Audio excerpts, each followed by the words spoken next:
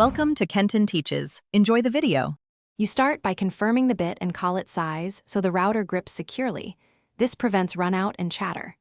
Once the bit is seated, hand tighten the collet, then use the wrench for a final small twist to secure it.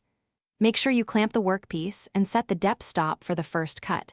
Doing this now avoids overcuts.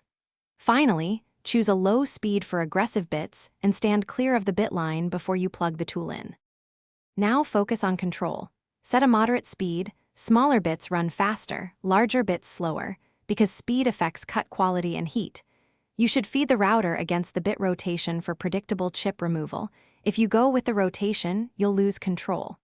Make multiple shallow passes, taking only 1/16 to 1/8 inch per pass to reduce tear-out and motor load.